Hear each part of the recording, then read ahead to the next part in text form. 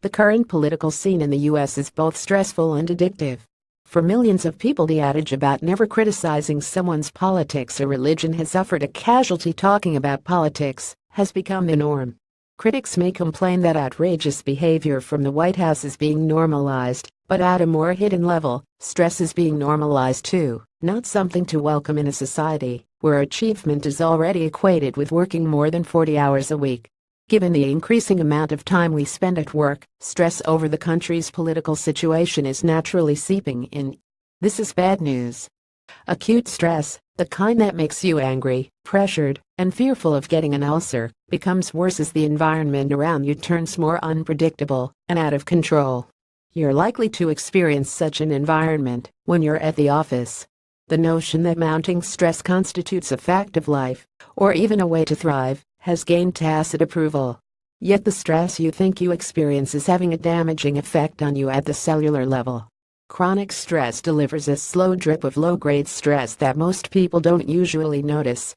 When stress is in the air, whether at home or in the office, the overall balance of biorhythms, hormone levels, blood pressure, and other vital signs is incrementally thrown off. Incrementally sounds innocuous, but we now know that the vast majority of lifestyle disorders, from heart disease and stroke to type 2 diabetes and probably cancer, are incremental diseases that take years or decades to develop before symptoms appear.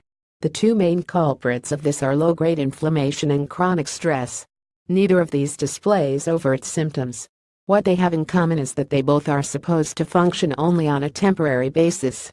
When a temporary response becomes long-lasting, your body compensates as best it can, but every cell has its limitations. Over time, a red line is crossed, and irreversible damage begins to appear. Some health experts consider the double whammy of low-grade inflammation and chronic stress to be the key to both aging and disease over the long run. Distressing takes as long as it took to build up all of our stress in the first place. In order to begin the process, you should start with spiritual practices such as meditation and yoga. These should continue throughout one's lifetime. That's a huge ask for modern Westerners. But you can take advantage of meditation's benefits, especially increased self-awareness, in your everyday work behavior. Here are 7 other behaviors you can do to increase your self-awareness at work and overcome the stress associated with U.S. politics. Focus on one thing at a time. Don't multitask. For example, don't read political news while you're working on a difficult project. Keep your focus relaxed instead of tense, which begins by working without interruptions in a quiet environment. Lose physical tension by standing up once an hour, preferably combined with a few stretches and a short walk. When a situation gets tense, especially if it's a political argument, walk away as soon as you can. Take downtime 3 times a day, when you can be quiet and alone.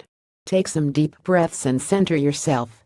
Maintain contact with the people who matter most to you for at least an hour a day, combining phone calls, texts, emails, and best of all, personal engagement. Don't talk about politics. Stay away from the people at work who create pressure, show no regard for the comfort level of others, and force their politics on you.